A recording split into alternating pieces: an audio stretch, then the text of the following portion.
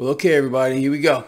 It is Tuesday, September 20th, 2022. This is my pre-market report. A lot of stuff to talk about with you. You know, before we even touch on the markets here, which are not looking good here, at least for the open, which is in about 35 minutes from the time I am doing this lovely video blog here. Here's some economic news that we got, and I don't think this is going to be surprising to you at all, although I can only imagine the shock. Oh, what's happening? Oh, no. From the mainstream commentators. So here we go. Global inflation continues to rise. Now, here in the United States, rents also continue to rise along with this whole situation that's going on. 14% year over year. So we have a situation here, kind of interesting, very, very sad, where, again, home affordability is just non-existent anymore. People can't afford to buy homes anymore. The average guy, the average girl, they're priced out of everything just about right now.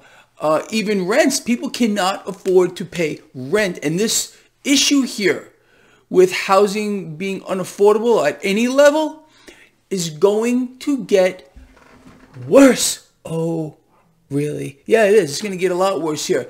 Now, the talk this morning, Bloomberg, Fox Business, pick one of these propaganda ministry channels is, you know, what's the Fed going to do tomorrow? I'm going to tell you already what they're going to do. They're raising rates, duh. That we know is what's going to happen. The Fed watches the market. The Fed sees the gyrations here in the market. They're also watching bond yields. See the 10-year yield this morning? 3.54 with a stronger dollar. Okay, we covered this on Sunday. I said this phenomenon would most likely play out. Well, here we go. So there's a lot of talk again. 75 basis points, 1%. You know, the Fed's going to make a big move. Be ready for it because they're really, really, really concerned about inflation. We're going to get a 75 basis point hike. All right, if it's a 1%, you can say I'm wrong. I don't think so because I sincerely believe and know, like you do, the Fed's watching the situation. And again, as I've been covering as of late, and again, look, I could be deluded, but maybe I'm not. I don't know. The Fed's not done. They're not done inflating. They're not done buying assets. And because look, the goal of every central bank is what? What's the goal of every central bank? To continue to inflate. Exactly. Period. So in my view, they're not done. So Greg Mannarino is going out on a limb, 75 basis point hike. But again, look, you're going to be fed the dog shit, wrapped up in cat shit, sprinkled with bird shit narrative that by the Fed doing what they're doing repeatedly over and over and over every month now, that somehow miraculously, it's going to be a miracle this time, is going to actually stop inflation. No, what the Fed is doing here is actually going to drive inflation even higher, faster. You want proof? It's everywhere. Okay, it's all you're hearing about. Reports about surging inflation globally, not just here in the United States. People being priced out of the housing markets. People can't make ends meet, borrowing beyond their eyeballs. All the things that you and I have spoken about right here on this lovely blog many months ago. We knew how this would play out, and that's exactly what's going on here. And for those of you that keep asking, yes, I am still long the market, believe it or not. I am still in ticker JEPI. I continue to buy JEPI.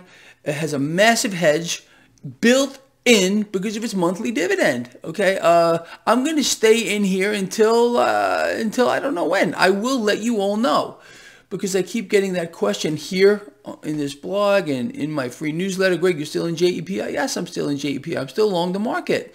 I'm still long the market because, again, I don't think it's really over yet here. And that dividend, like I said, it's a nice hedge. So let me see what else I wanted to talk about here this morning. Let's touch on the stock market here. Now, again, what did Greg Mannarino do the moment he woke up today? I did not look at stock futures. I did not look at stock futures. In other words, what the market is going to be opening at or what the implied open is, okay? My eyeballs immediately went over to what the 10-year yield is, and it's 3.54, with the relative strength of the dollar stronger. This is not a great recipe for the market. You know that. If you've been following this blog over the past month or so, you've been watching this in real time, seeing the effect of rising bond yields, bond market selling off, and the relative strength of the dollar climbing, and how it's been causing these massive gyrations here in the stock market. Remember, the debt market is supposed to be a stable place. You're not supposed to see bond yields going all over the place like they are now. It's clearly in your face, a sign, glaring sign, that the debt market is unstable. And that, my friends, and I really mean this, you are all my friends, and we all need to come together on everything. We need to, love each other, care about each other, be charitable, look out for each other. Okay. And that's what I'm trying to do here. I'm trying to look out for all of you, to let you understand what's going on, because you're not going to hear this from many other sources. I know there was a couple other YouTubers out here who are, thankfully, trying to cover this instability, the illiquidity in the debt market. And it's a huge thing, and I want people to start talking about it. What we're seeing now is a clear sign. It's a danger sign. It's a danger signal. You like the bat signal? You remember, those of you used to watch Batman and Robin, or read the comic book, the bat signal? Yeah, it's up there. Okay. And the issue is just, it's a matter of time before this ticking time bomb of the debt market goes off. And when it goes off, it's going to rock the very foundation of the earth. The foundation of our economy here globally is obviously the financial system. And the financial system is being run into the ground along with the economy. The financial system and the economy are inextricably linked. You can't pull one from the other here. You understand?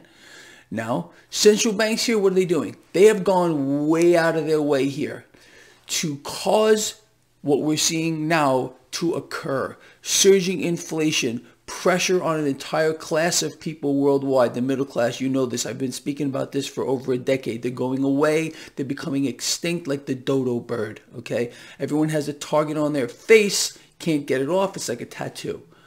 Central banks are determined to continue to destroy the global economy via the financial system that they run. They're desperate, and they're going to bring it to its knees so they can issue in a new system. Okay, I've been covering this again for many years. You all know that. The writing is on the wall.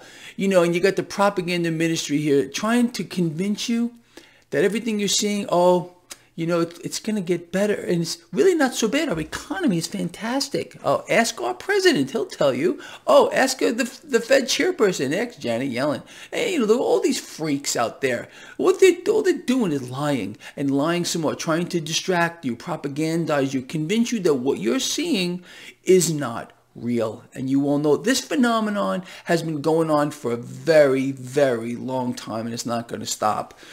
So on top of stock futures being lower, 10-year yield markedly higher this morning, dollar stronger, you got crude oil slightly higher, you got Bitcoin under pressure, you got gold and silver under pressure. I'm not talking about anything major, but under pressure nonetheless here. The story this morning here, looking at the markets overall, is the 10-year yield and the dollar.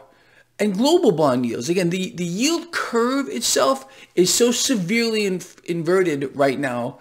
We've never seen anything like it. This is history being made, but I don't think you're supposed to know that. The mainstream's not going to tell you that, because they are out to convince you that you're just perfect and everything is fine here. Global bond yields continue to rise as the debt market sells off. It's already illiquid. You know that. This is a big problem.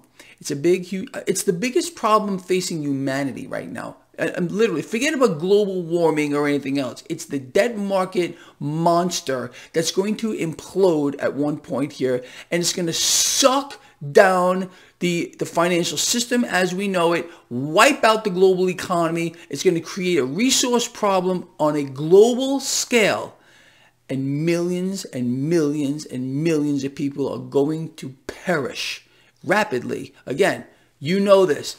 Debt has risen in tandem with the global population. When the debt bubble bursts, say goodbye to a large portion of the global population. And I believe that you all know that this is also not by accident. All right, people, look, I'm gonna let you all go. Please ponder the things I've spoken about here. Please comment here.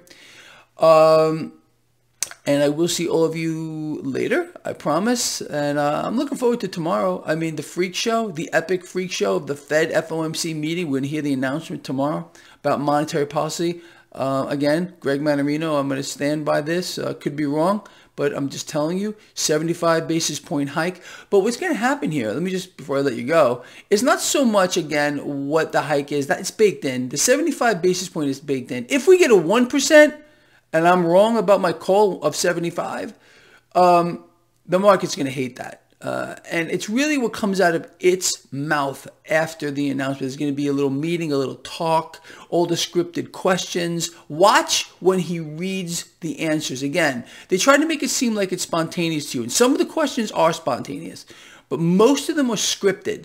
So tomorrow when you see Yellowstone over there, answering a question, he's going to first look down at his paper because he's got to get it right. You see, the Fed chairman can't be made to look like an imbecile because he is the leader of the world. The Fed chairman is the actual leader of the entire world right now.